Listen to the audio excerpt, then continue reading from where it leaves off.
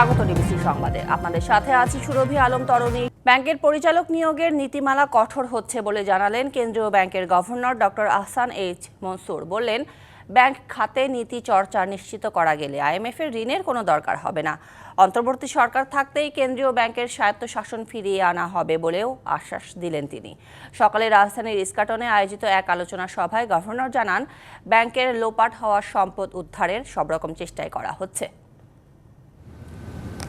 আইন করে কয়েকটি পরিবারকে ব্যাংক লুটের সুযোগ করে দিয়েছিল আওয়ামী লীগ সরকার। এর দায় যেমন বিতর্কিত উদ্যোক্তাদের, তেমনি ব্যাংকারদেরও।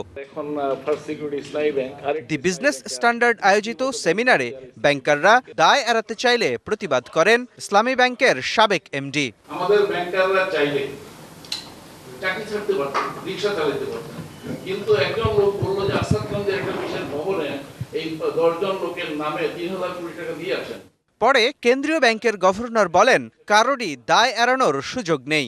জানান, আগামীতে চাইলেই কেউ ব্যাংকের পরিচালক হতে পারবে না। আমরা চাই না হাউস ওয়াইফকে বসিয়ে দিচ্ছে, মেয়েকে বসিয়ে দিচ্ছে, মুখে বসিয়ে দিচ্ছে, উইদাউট প্রপার কোয়ালিফিকেশন, এক্সপেরিয়েন্স, এই কোনো কিছু ছাড়াই হয়ে যাচ্ছে। এই জিনিসগুলো আর্থিক খাতে নীতির চর্চা নিশ্চিত করা গেলে আইএমএফ ঋণের দরকার হবে না বলেও জানান তিনি। IMF, I don't need your money. I still say publicly we don't need IMF money. But we need the right policy. The policies are correct. by বিদেশি টাকা লাগে। ব্যাংকের লুট হওয়া সম্পদ উদ্ধারে আলাদা টাস্ক ফোর্স কাজ করছে জানালেও অপরাধীদের বিচারের প্রশ্নটি এড়িয়ে যান গভর্নর। আমাদের দিক থেকে উদ্যোগটা থাকবে, কিন্তু এটাকে ক্যারি ফরওয়ার্ড করতে হবে তো পরবর্তী সময়। Recovery of the banking sector, এটা নিয়ে তো আমরা কাজ করছি। পরে রিজার্ভ চুরির প্রতিবেদন জনসম্মুখে প্রকাশের তাগিদ দেন সিপিডির নির্বাহী পরিচালক। যদি না আমরা ডিগ ডাউন করি এবং না প্রকাশ করি, তাহলে একটা ইম্পিউনিটি, এই যে কালচার অফ ইম্পিউনিটি, এটা কিন্তু চলতে থাকবে পরবর্তীতে। এর আগে আর্থিক অন্তর্ভুক্তির অংশ হিসেবে শিগগিরই এজেন্ট ব্যাংকিংয়ে 50% নারী এজেন্ট নিয়োগের আইন করার কথা জানান governor. 50% of the agents shall be Mustafa Mahbub, DBC news, Dhaka. নির্বাচন কমিশনে থাকছে না জাতীয় পরিচয় নিবন্ধন অনুবিভাগ, তৈরি হচ্ছে সিভিল রেজিস্ট্রেশন নামে আলাদা কমিশন। সিভিল রেজিস্ট্রেশন কমিশন খসড়া অধ্যাদেশ 2025 থেকে এই তথ্য জানা গেছে।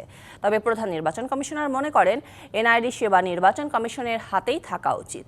সোমবার সচিবালয়ে সরকারের সাথে নির্বাচন কমিশনের এক প্রতিনিধি দলের সাথে এনআইডি সেবা সংক্রান্ত এক বৈঠক অনুষ্ঠিত হয়। বৈঠকে এনআইডি সেবা ইসি থেকে নিয়ে আলাদা কমিশন গঠনের কথা বললে নির্বাচন কমিশন সে বিষয়ে কোনো মতামত দেয়নি। সরকার ইসি থেকে এনআইডি সেবা নিয়ে আলাদা কমিশন করতে এরই মধ্যে খসড়া অধ্যাদেশ প্রস্তুত করেছে। দুপুরে এক আলোচনা সভায় এনআইডি কার্ডকে জাতীয় সম্পদ উল্লেখ করে এটি নির্বাচন কমিশনের একক নিয়ন্ত্রণে থাকতে পারে না বলে মন্তব্য করেছেন বাংলাদেশ ব্যাংকের governor doctor Ahsan H Mansur.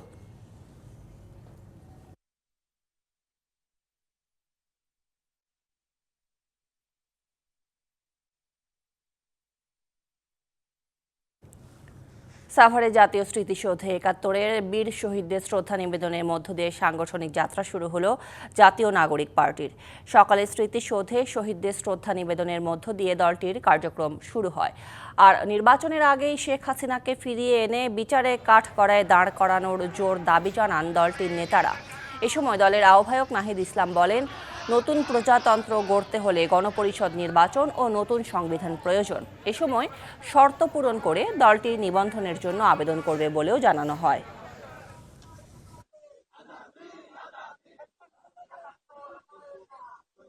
পুরনো সংবিধান এবং পুরনো শাসন কাঠামো রেখে একটি নতুন বাংলাদেশ বিনির্মাণ সম্ভব নয়। 24 সালে গণ অভ্যুত্থান হয়েছে, ছাত্র জনতা রক্ত দিয়েছে। আমরা কেবল সরকার পরিবর্তন নয়, বরং শাসন কাঠামো সহ পুরো সাংবিধানিক পরিবর্তন করে নতুন একটি বাংলাদেশের যাত্রা শুরু করতে চাই, যেখানে প্রকৃত গণতন্ত্র, ইনসাফ এবং সাম্য নিশ্চিত করা সম্ভব হবে। 2.5 কোটি টাকার অবৈধ সম্পদ অর্জন ও জোরপূর্বক ভোগ দখল রাখার অভিযোগে খুলনা 5 আসনের সাবেক সংসদ ও ভূমিমন্ত্রী নারায়ণ চন্দ্র চন্দ এবং তার স্ত্রীর বিরুদ্ধে মামলা করেছে দুর্নীতি দমন কমিশন। মঙ্গলবার দুপুরে দুদকের প্রধান কার্যালয়ে সংবাদ সম্মেলনে সংস্থাটির মহাপরিচালক আখতার হোসেন এই তথ্য নিশ্চিত করেন। তিনি বলেন, অবৈধভাবে শিক্ষক নিয়োগে যশোর বিজ্ঞান ও প্রযুক্তি বিশ্ববিদ্যালয়ের সাবেক 2 ভিসি আব্দুস সাত্তার, আনোয়ার হোসেন সহ 4 শিক্ষকের বিরুদ্ধে মামলা করেছে সংস্থাটি। এ সময় সাংবাদিকদের প্রশ্নের জবাবে তিনি বলেন, দুদকের মামলার আসামির পদোন্নতি নৈতিকতা বিরোধী। এমন তথ্য পেলে সে সংক্রান্ত বিষয়ে ব্যবস্থা নিতে সুপারিশ করবে দুদক। ফরেন সার্ভিস একাডেমিতে ব্রিফিং চলছে, আমরা সরাসরি যাচ্ছি সেখানে। এটাই লাস্ট কোশ্চেন। জি, সম্প্রতি নতুন যে রাজনৈতিক দলটা গঠিত হলো, তারা সুস্পষ্টভাবে তাদের ঘোষণায় বলেছে তারা গণপরিষদ নির্বাচন চায়, জি, যেটা একটা নতুন ইস্যু বলে মনে হচ্ছে। এবং বিএনপি সহ অন্যান্য রাজনৈতিক দলগুলো স্পষ্ট করেছে তারা সংসদ নির্বাচন চায়।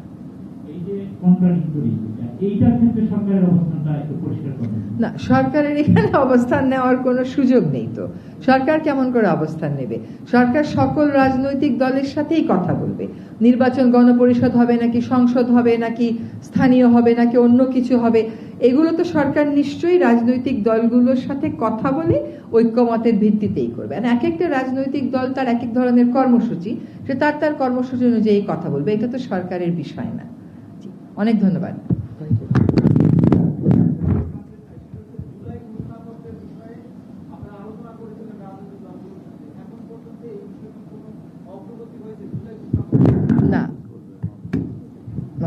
না, আপনার মানে শেষ যেটুকুন আপনারা অগ্রগতি জেনেছিলেন তারপরে আর কোনো অগ্রগতি হয়নি।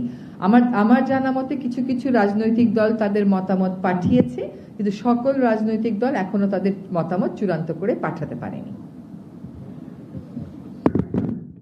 চট্টগ্রামের বাজারে বোতলজাত সয়াবিন তেল নিয়ে চলছে তেলস্মাতি। সংকট নিরসনে আমদানিকারকদের সাথে সভা করে খোলা সয়াবিনের নতুন দাম নির্ধারণ করেছে বিশেষ টাস্ক ফোর্স।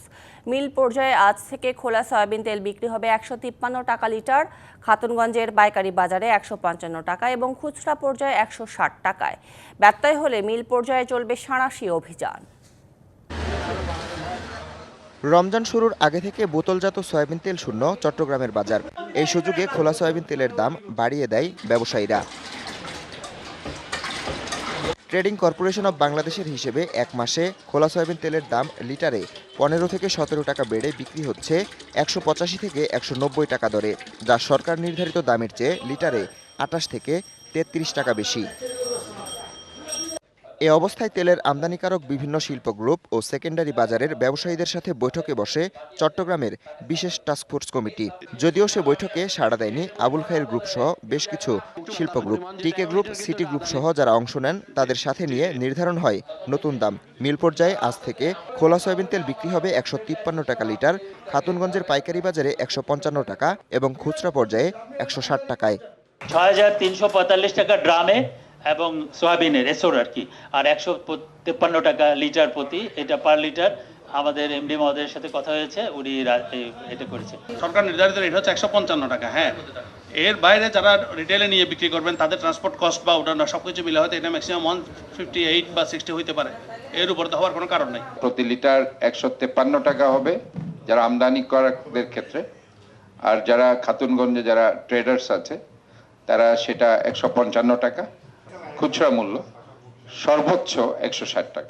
2 দিনের মধ্যে খুচরা পর্যায়ে তেল সরবরাহ স্বাভাবিক না হলে মিল পর্যায়ে চলবে সাঁড়াশি অভিযান।